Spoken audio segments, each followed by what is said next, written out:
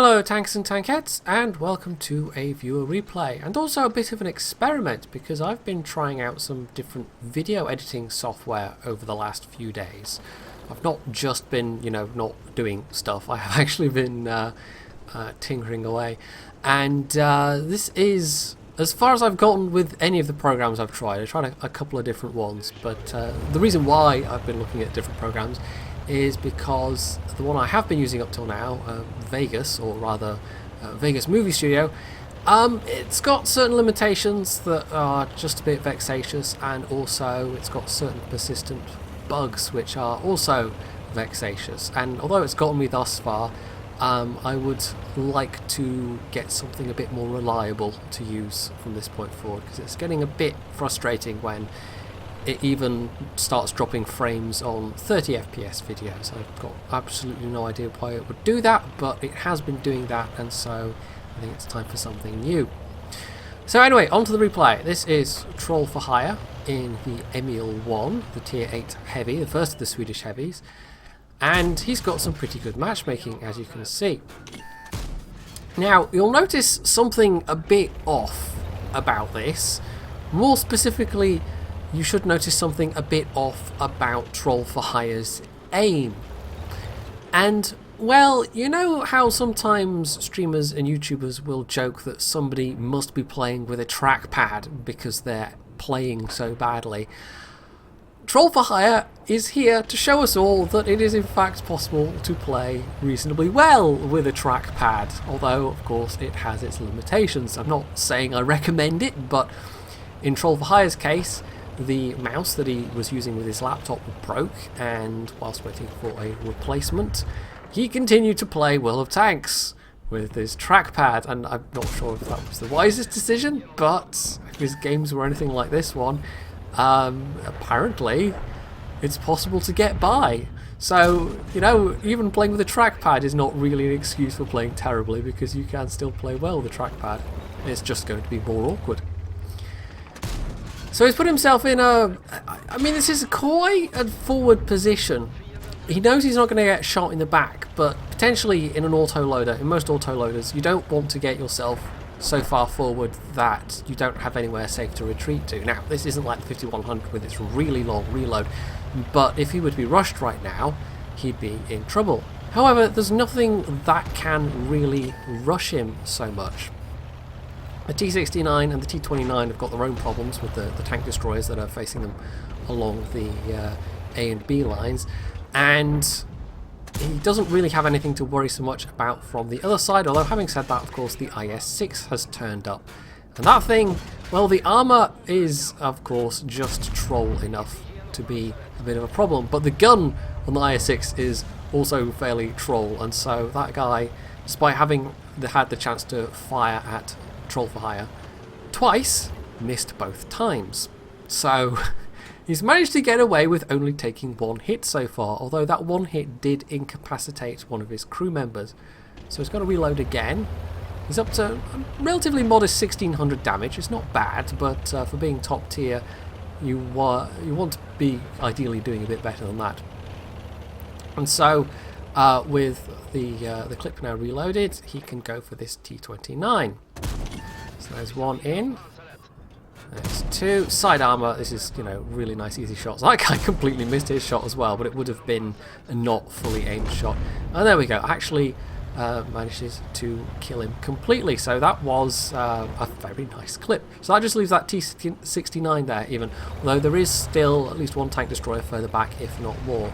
Now again, he's got to reload, but the IS-6 had moved round, and so he doesn't have to worry about that guy. There's the Carnarvon there as well, and as for the rest of the team, apart from whatever might be at base, the rest of them appear to be in the south, facing off against a group of their own heavies across the bridge. Although, having said that, enemy IS-3 is now making a push, but it looks like multiple tanks are now making a push across the bridge in the south. So this is quite an even game so far. This could still go either way.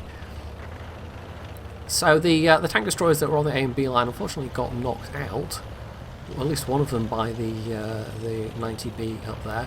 But there's a CDC that's still alive and kicking, and if Troll for Hire can get the drop on this tank destroyer, well, he should be able to take him out rather easily. So there he is.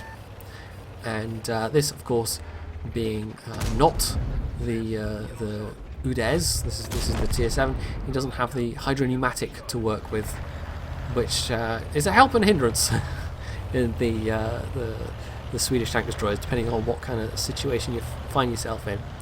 So that's that guy down.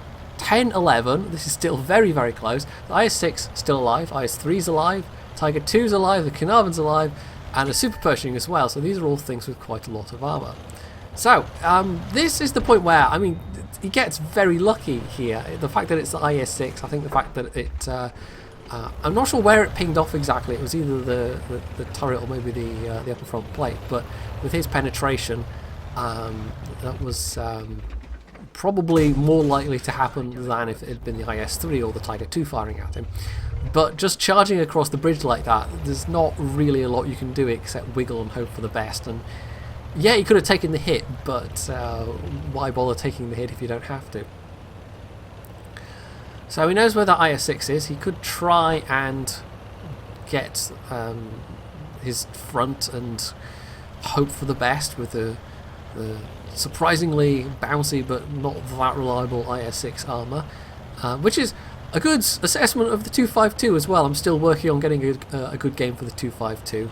But that thing it's kind of like an IS-6 in its armour profile, in that some of it's very tough, some of it's very troll, and other bits not so much. So he spots the Carnarvon, gets the jump on him, gets a fire, and then gets the kill. And this is the power of an autoloader in the late game, even if you're having to use a trackpad. If you get somebody like that just stops nicely in the open for you, you can just sit there and clip them. And the fire, of course, was just a nice little bonus, but he would have been able to get the kill anyway. So that's one down. He's got to reload again, of course. He's getting a little bit low on ammo. He does still have 2 clips of APCR, or well, premium APCR, after the 4 clips of the AP. Rather, the regular APCR. This is very confusing because it's got regular and premium APCR. But he's also got 2 clips of HE, and I'm not quite sure why. Maybe just because he felt he had the ammo capacity to get away with it. So, the IS-3 is down. He took a big hit from, I think, the Stuart Emil, and that let Troll for Hire get the last kill. And, I mean, it's quite close, but his team is working together, and what's left of the enemy team, which is Tiger 2 and the Super Pershing, are not. The Super Pershing is, for some reason, trying to camp, and that's not a good move. So the Tiger, I'm not quite sure why he edged out there, but that was his doom. Maybe he thought he might get a kill, get in a shot rather, whilst Troll for Hire was reloading, but it just meant he pulled out in front of the Stuart Emil gun.